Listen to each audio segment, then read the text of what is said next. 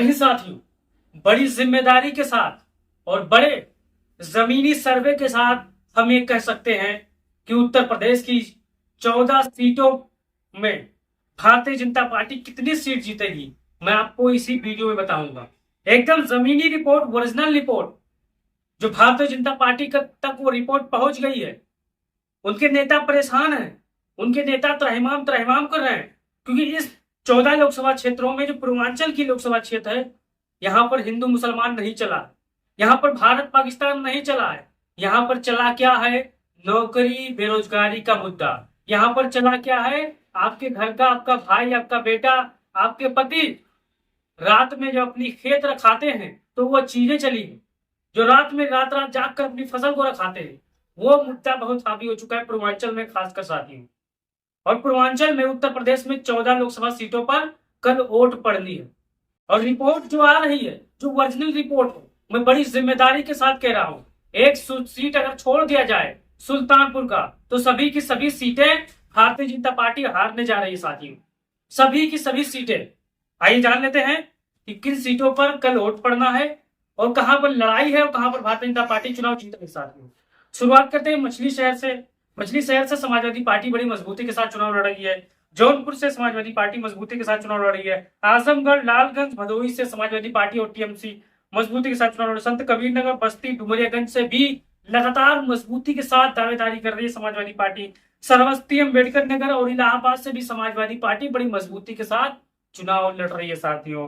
फूलपुर, प्रतापगढ़ में भी बड़ी मजबूती के साथ चुनाव लड़ रही है साथियों। लेकिन सुल्तानपुर में मेनका गांधी का क्षेत्र है, यहाँ पर लड़ाई दिलचस्प है साथियों, क्योंकि ये सुल्तानपुर ऐसा जहां जिला है, ऐसा लोकसभा क्षेत्र है, यहाँ पर भारतीय जनता पार्टी थोड़ी मजबूत है। थोड़ी अगर निषाद बिरादरी, पीडीए, पिछड़ा दलित, अल्पसंख्यक बिरादरी अगर कहीं एक मुश्त होकर समाजवादी पार्टी की तरफ पहुंच गया, तो भारतीय जनता पार्टी की जो मेनका गांधी है, ये कम से कम 1.5 लाख वोटों से चुनाव हारेंगे साथियों।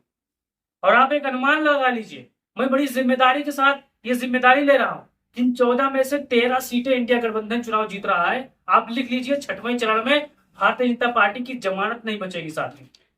जो कह रहे थे कि अब की बार 400 पार,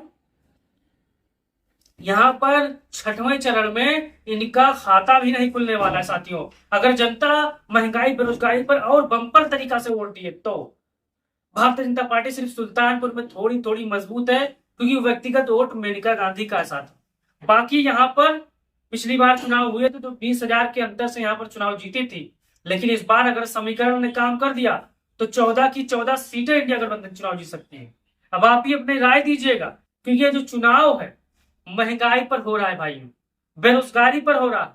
और जो भारतीय जनता पार्टी के अब की बार 400 के नारा था, जो संविधान बदलने का नारा था, वो जनता गांव गांव तक जान गई है कि अगर अब की बार सच में 24,400 पार हो गए, तो संविधान बदल देंगे, आरक्षण नहीं देंगे। हम लोगों को फिर से वही 1860 और 1900 के आसपास का जमाना में गुजरना पड़ेगा साथियों। ये लोगों तक के अंदर चली गई है, और ये बात सच है साथियों, क्योंकि भारतीय जनता पार्टी की कथनीय करने में अंतर है। मुंह से कुछ बोलते हैं और काम से कुछ और करते हैं साथियों।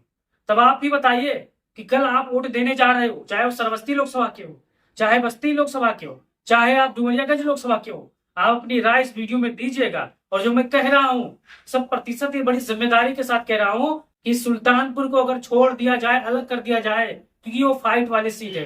बाकी 13 की 13 सीटें इंडिया गठबंधन चुनाव जीतने जा रहा है साथियों, क्योंकि यहाँ पर जनता चुनाव लड़ रही है, मजबूती के साथ लड़ रही है। और तानाशाही और जो थोपने का ये दौर है, चाहे नोटबंदी हम लोगों पर थोप दिया हो, चाहे जीएसटी लाकर थोप दिया गया हो, चाहे वो कोई भी चीज ऐसी हो जहां पर हम लोगों को, जनता को पसंद नहीं हो, वो लाकर जबरन थोप दिया हो, चाहे वैक्सीन हो, चाहे जो, जनता उससे निजात पाने जा रही है साथ में। कल वोट पड़नी है, आप अपने घर का रखा सिलेंडर देखकर वोट देने जाएंगे। आप महंगी आटे की बोरी, महंगी डाटा और महंगी सिंचाई, महंगी दवाई, महंगी पढ़ाई पर आप ये देख कर जाएंगे कि हमारा बच्चा, हमारा भाई, हमारी बहन स्कूल जाती है तो उसकी किताबें कितनी महंगी है, उसकी पेंशन में कितनी जीएसटी लगी है, उनकी किताबों में कितना जीएसटी लगा दिया है, उनकी शिक्षा पर, उनके स्कूली जो खर्च है किन पर जीएसटी लगा दिया गया साथ। ये आप सोच समझ कर तब जाइएगा घर से साथ में। और वीडियो को आप फैला दीजिएगा। अगर आप देशभक्त होंगे तो हमारे चैनल को सब्सक्राइब करेंगे, अंधभक्त होंगे तो आप भी अब की 80 बार में उलझे होंगे साथियों। तो जय हिंद, जय भारत, जय समाजवाद।